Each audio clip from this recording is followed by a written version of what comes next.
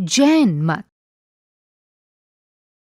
जैन मत एक अन्य महत्वपूर्ण दर्शन है जो उसी समय काफी लोकप्रिय हुआ, यद्यपि इस मत को अधिक प्राचीन माना जाता है। सिद्धार्थ गौतम के समान ही राजकुमार वर्धमान का जन्म 6ठी शताब्दी सामान्य संवत पूर्व के आरंभ में वैशाली, वर्तमान बिहार में नगर के समीप हुआ था।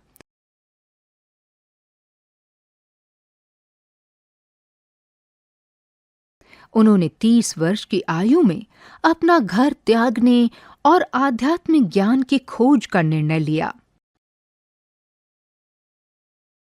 उन्होंने सन्यासी जीवन के अनुशासन का पालन किया और 12 वर्ष बाद उन्हें अनंत ज्ञान या सर्वोपरि विवेक प्राप्त हुआ।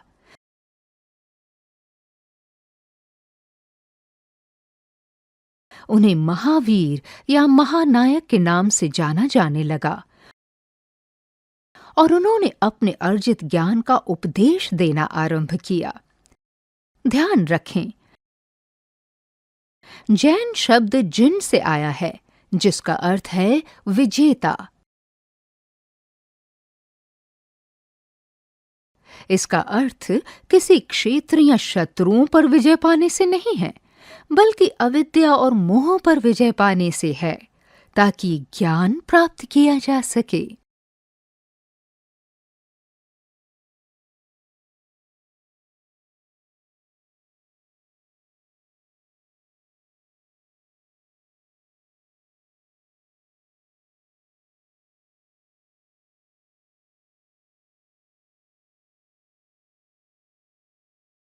जैन मत के उपदेशों में अहिंसा, अनेकांतवाद और अपरिग्रह शामिल हैं।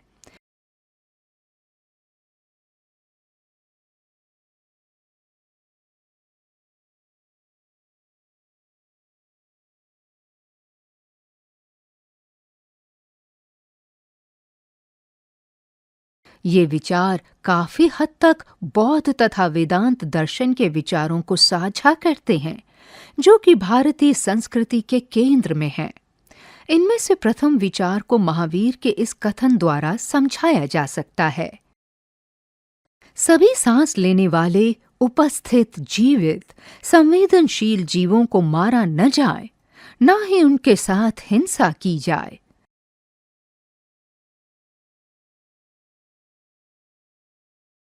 न दुर्व्यवहार किया जाए, न ही सताया जाए, तथा न ही दूर हटाया जाए। अंतिम दो बातों को सरल शब्दों में समझते हैं। अनेकांतवाद का अर्थ है केवल एक पक्ष या दृष्टिकोण नहीं, अर्थात सत्य के अनेक पक्ष हैं और इसे केवल एक कथन द्वारा पूरी तरह समझाया नहीं जा सकता है। अपरिग्रह का अर्थ है असंग्रह। इसके अंतर्गत पार्थिव वस्तुओं से दूर और स्वयं को जीवन में केवल अनिवार्य वस्तुओं तक सीमित रहने की सलाह दी जाती है। जैन मत में सभी जीवों, मानवों से लेकर अदृश्य जीवों तक आपसी संबद्धता और आपसी निर्भरता पर भी बल दिया गया है।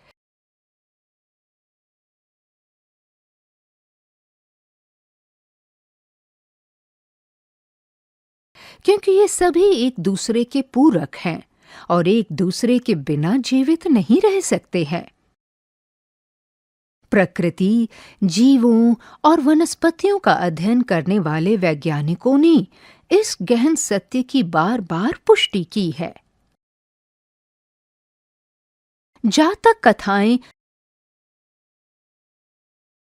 पीढ़ियों से भारतीय बच्चों और वयस्कों को समान रूप में आह्लादित करती रही हैं। ये बुद्ध के पूर्व जन्मों की कहानियां हैं और बड़े ही सरल तरीके से बौद्ध आदर्शों को व्यक्त करती हैं। एक प्रसिद्ध कथा में बुद्ध वानरों के एक बड़े समूह के राजा थे।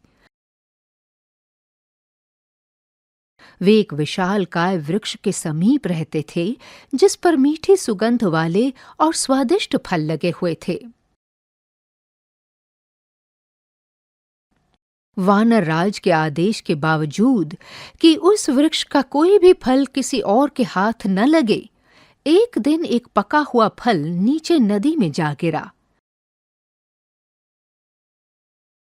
पानी की धारा के साथ बहकर वो फल जाल में फंसा और उसे राजमहल ले जाया गया।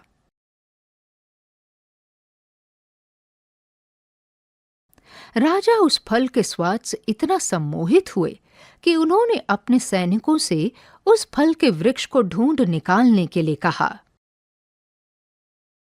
लंबे समय तक खोजने के बाद उन्हें वो वृक्ष मिल गया और उन्होंने देखा कि वानर उन फलों का आनंद उठा रहे थे। सैनिकों ने वानरों पर हमला किया। वानर राज के पास अपने वानरों को बचाने का केवल एक ही रास्ता था कि नदी पार कराने में उनकी सहायता की जाए। किंतु वे अपने आप ऐसा नहीं कर पा रहे थे। उनसे आकार में बहुत बड़े होने के नाते वानर राज ने नदी के दूसरे किनारे पर एक पेड़ को पकड़ा और उन्हें नदी पार कराने के लिए अपने शरीर को मानो एक पुल बना दिया। इस प्रक्रिया के दौरान उनका शरीर घायल हो गया और अंत में उनकी मृत्यु हो गई। राजा ने कुछ दूरी से ये दृश्य देखा और वो वानर राज के इस निस्वार्थ बलिदान से बहुत अधिक प्रभावित हुआ।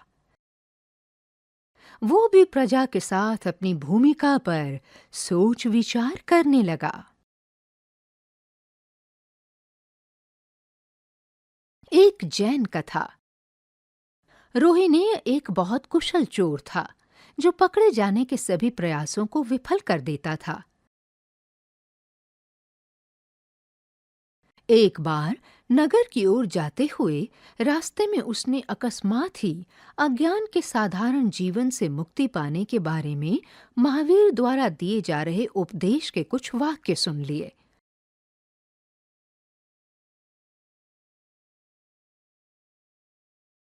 रोहिणेय के नगर पहुंचने के बाद उसे पहचान लिया गया और गिरफ्तार कर लिया गया।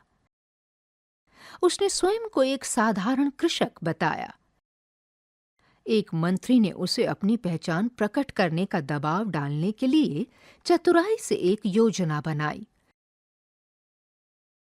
किंतु महावीर के शब्दों को याद रखते हुए रोहिणेय मंत्री की योजना समझ गया और उसके जाल से बच निकला। बाद में रोहिणेय को बहुत पछतावा हुआ। वो महावीर के पास गया और अपने अपराधों को स्वीकार किया। उसने चुराया हुआ धन वापस किया एवं अपने अपराधों के लिए क्षमा मांगी।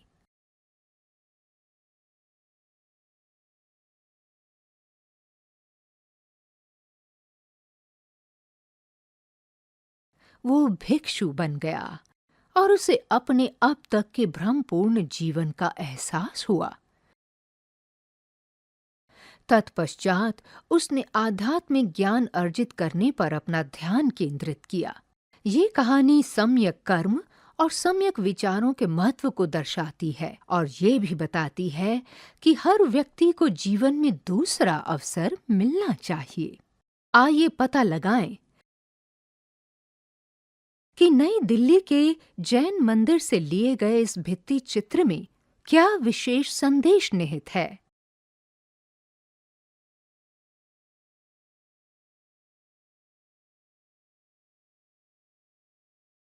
आइए विचार करें। बौद्ध मत और जैन मत दोनों में ही अहिंसा का अर्थ व्यक्ति या जीव के प्रति शारीरिक हिंसा ना करने से भी कहीं अधिक है। इसमें विचारों की हिंसा से भी संयम रखने के लिए कहा गया है। जैसे कि किसी के बारे में बुरी भावना नहीं रखना। यदि हम अपने आप को ध्यान से देखें तो हमें ऐसे नकारात्मक विचार स्वयं में अनुभव होते हैं और हमें इन्हें सकारात्मक विचारों से बदलना सीखना चाहिए। कभी कभार ये नकारात्मक विचार स्वयं हमारी ओर भी निर्देशित होते हैं। बौद्ध मत और जैन मत दोनों में ही भिक्षुओं तथा कभी-कभी भिक्षुणियों ने भी देश के सुदूर स्थानों की यात्राएं की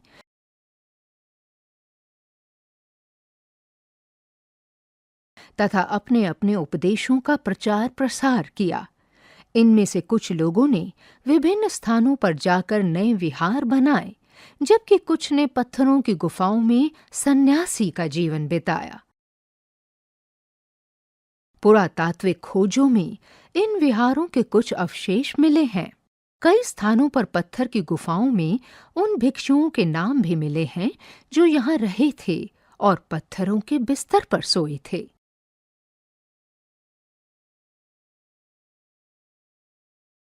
आइए विचार करें।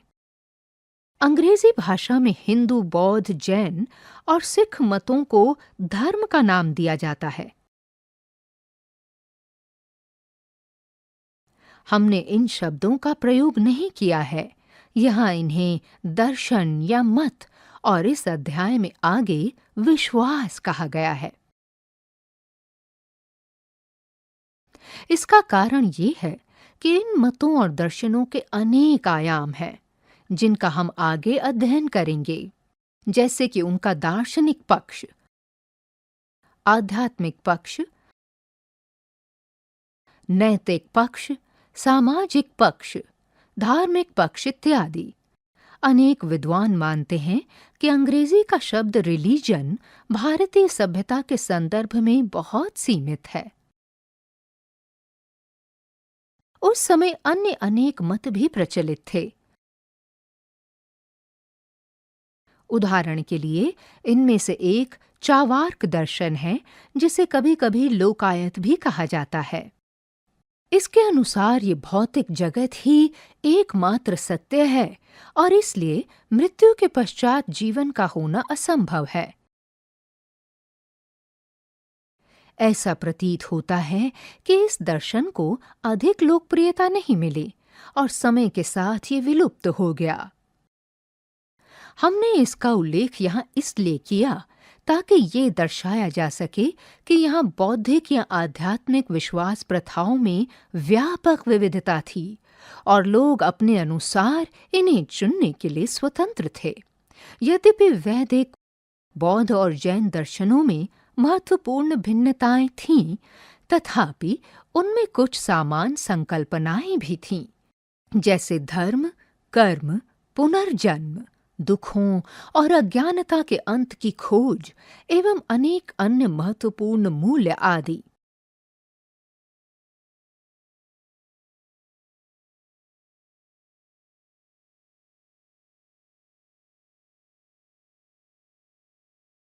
वास्तव में ये उस वृक्ष का तना या मूल भाग है जिसके उदाहरण के साथ हमने इस अध्याय की शुरुआत की थी। लोक और जनजातीय जड़ें।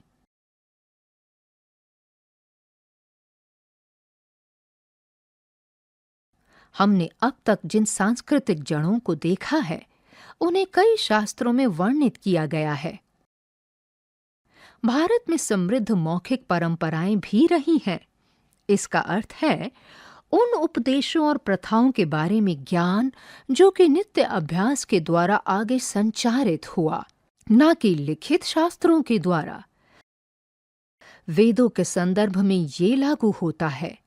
इनमें अनेक लोक प्रथाएं हैं जो आम लोगों द्वारा प्रसारित होती हैं और जनजातीय परंपराएं जनजातियों द्वारा प्रसारित होती हैं। जनजाति क्या है? इस सामाजिक इकाई की अनेक परिभाषाएं दी गई हैं। आज के समय में मानव विज्ञान का अध्ययन करने वाले वैज्ञानिक जनजाति को उन परिवारों या वंशों का समूह मानते हैं जो एक सामान्य उत्पत्ति, संस्कृति और भाषा साझा करते हैं, आपस में निकट संबंध बनाए रखते हुए समुदाय में रहते हैं, जिसके एक मुखिया होता है और उनके पास अपनी कोई निजी संपत्ति नहीं होती है। ये जानना रुचिकर है कि प्राचीन भारत में जनजाति के लिए कोई शब्द नहीं था। जनजातियां केवल अलग-अलग जन थीं, जो एक विशेष परिवेश में रहती थीं, जैसे कि वन या पहाड़।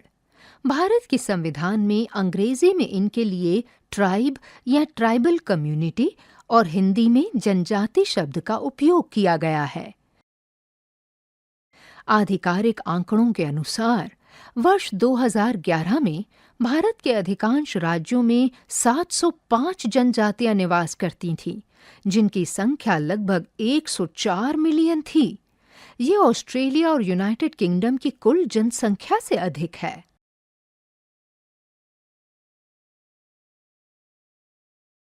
19वीं शताब्दी में जनजातियों का अध्ययन करने वाले मानव वैज्ञानिकों ने उन्हें प्रायः सभ्य मानवों की तुलना में आदिम, आदिम या हीन बताया है। जनजातीय समुदायों तथा उनकी समृद्ध एवं जटिल संस्कृतियों के गहन अध्ययन के बाद इस प्रकार के पक्षपातपूर्ण विचारों को अधिकांशतः नकार दिया गया है।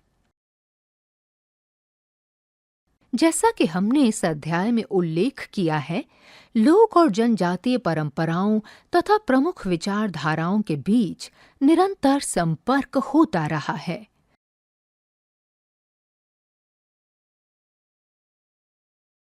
दोनों ही दिशाओं में देवताओं, संकल्पनाओं, दंत कथाओं और रीतियों का आपस में आदान प्रदान होता रहा है। उदाहरण के लिए, परंपरा के अनुसार पुरी ओडिशा के भगवान जगन्नाथ मूल रूप से जनजाति देवता थे। देवी माताओं के जिन विभिन्न रूपों की पूजा की जाती है, उनके लिए भी यही बात कही जा सकती है। दूसरी ओर, कुछ जनजातियों में हिंदू देवों को काफी समय पहले ही अपना लिया गया था और महाभारत तथा रामायण के उनके अपने रूप हैं।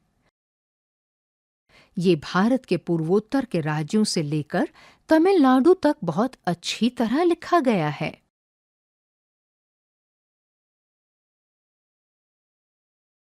इस प्रकार के परस्पर संपर्क इतने लंबे समय से तथा इतनी सहजता से कैसे होते रहे हैं? ऐसा इसलिए हो सका क्योंकि लोक, जनजातियों और हिंदू विश्वास में अनेक समान प्रकार की संकल्पनाएं थीं। उदाहरण के लिए, तीनों में प्राकृतिक तत्वों जैसे कि पर्वतों, नदियों, पेड़ों, पौधों और जंतुओं तथा कुछ पत्थरों को भी पवित्र माना गया, क्योंकि इन सब में चेतना है।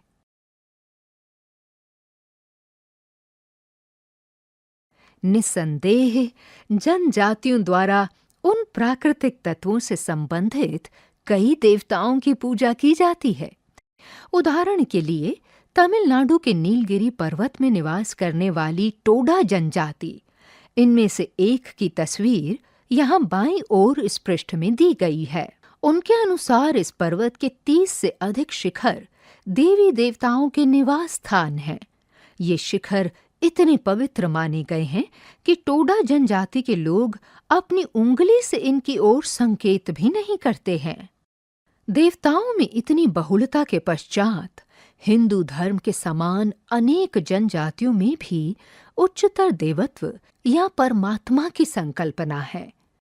उदाहरण के लिए, अरुणाचल प्रदेश की अनेक जनजातियां डोनी पोलो की पूजा करती हैं, जो सूर्य और चंद्रमा के मिले जुले रूप माने गए हैं और इन्हें आगे चलकर परमात्मा माना गया। मध्य भारत के क्षेत्र में खंडोबा भगवान के संबंध में भी ऐसा ही है। पूर्वी भारत में मुंडा और संथाल जनजातियां अन्य दैविक शक्तियों के साथ सिंग बोंगा की पूजा करती हैं, जिन्हें वे परमेश्वर कहते हैं और जिन्होंने ये संपूर्ण विश्व बनाया है। ऐसे अनेक उदाहरण हैं।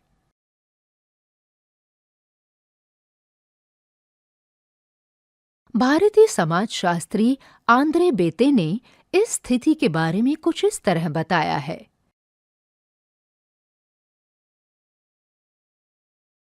भारतीय उपमहाद्वीप में रहने वाली हजारों जातियां और जनजातियां इतिहास के आरंभिक समय तथा उससे भी पहले से आपस में एक दूसरे की धार्मिक आस्थाओं और प्रथाओं को प्रभावित करती रही हैं। जनजातीय धर्मों पर हुए हिंदू दर्शन के प्रभाव को व्यापक रूप से स्वीकार किया गया है।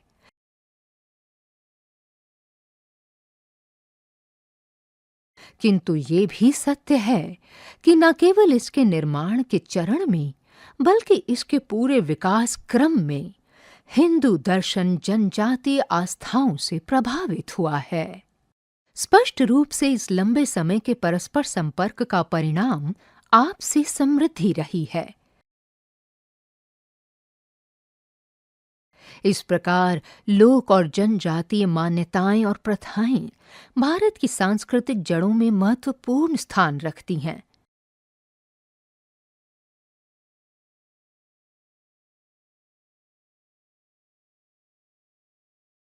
हम अगले अध्याय में इस विषय को और भी विस्तार से बताएंगे। आगे बढ़ने से पहले भारत के प्राचीनतम ग्रंथ वेदों ने अनेक दर्शनों को जन्म दिया। वेदांत और योग इनमें प्रमुख हैं।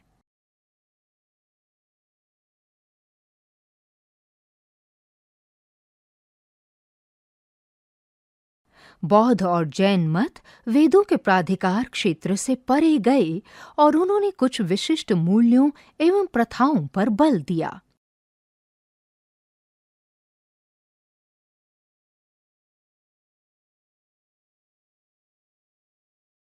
यद्यपि इन मतों के सिद्धांत और विधियां भिन्न थे, फिर भी इनमें कुछ महत्वपूर्ण संकल्पनाएं समान थीं। ये दुख के कारण और अज्ञान के निवारण के साधनों का पता लगाने का सतत प्रयास करते रहे।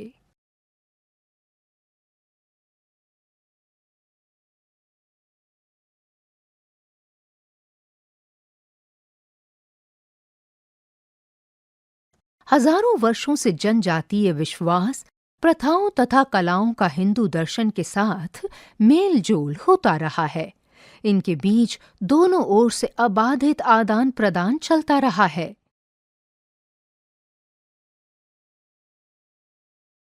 जनजातीय विश्वास प्रथाएं आमतौर पर भूमि और उसकी विशेषताओं को पवित्र मानती हैं। उनमें प्रायः देवत्व की एक उच्च संकल्पना भी होती है।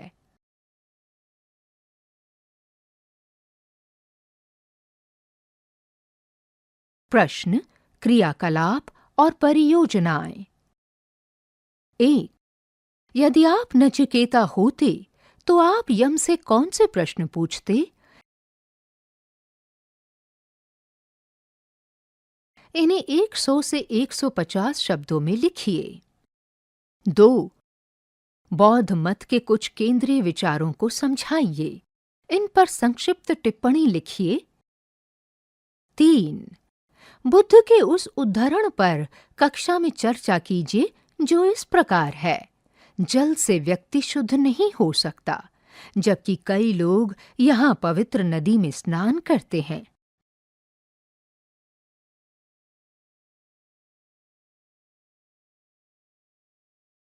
ताकि ये सुनिश्चित किया जा सके कि सबको इसका अर्थ समझ में आ गया है। 4, जैन मत के कुछ मुख्य विचारों को समझाइए। इन पर संक्षिप्त टिप्पणी लिखिए। 5, कक्षा में आंद्रे बेते के कथन पर विचार विमर्श कीजिए। 6, अपने स्थानीय क्षेत्र में लोकप्रिय देवी देवताओं तथा उनसे जुड़े त्योहारों की एक सूची बनाइए।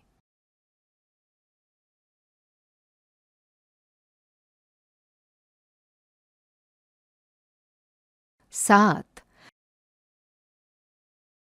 कक्षा की गतिविधि के रूप में अपने क्षेत्र या राज्य के 2 या 3 जनजातीय समूहों की सूची बनाइए। इनमें से कुछ की परंपरा और विश्वास प्रणालियों के बारे में लिखिए। सही या गलत? वैदिक ऋचाओं को ताड़पत्र की पांडुलिपियों पर लिखा गया है।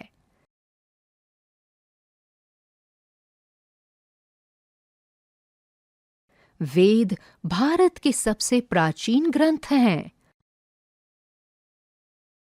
वैदिक कथन एकम सत विप्रा बहुधा वदंती में ब्रह्मांड की शक्तियों की एकता की मान्यता प्रकट होती है। बौद्ध मत वेदों से अधिक पुराना है।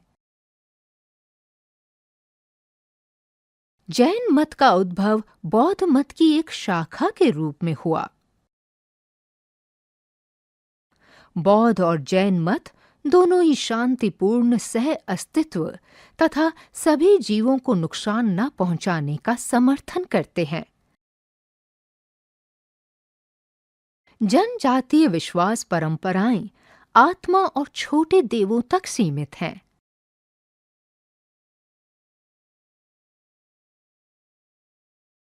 कक्षा गतिविधि। एक नाटक का मंचन कीजिए जिसमें मृत्यु के देवता यम से अनेक बच्चे नचिकेता के रूप में जीवन के बारे में प्रश्न पूछ रहे हैं। इस पृष्ठ पर एक वट वृक्ष का चित्र है। अध्याय 7 और 8 की विषय वस्तुओं के लिए एक उपयुक्त दृष्टांत तथा भारतीय सभ्यता का उत्कृष्ट प्रतीक है ये। अपनी गहरी जड़ों, विशाल तने और सभी दिशाओं में फैली शाखाओं के साथ ये व्यापक क्षेत्र में फैलता है और अनेक शताब्दियों तक बना रहता है।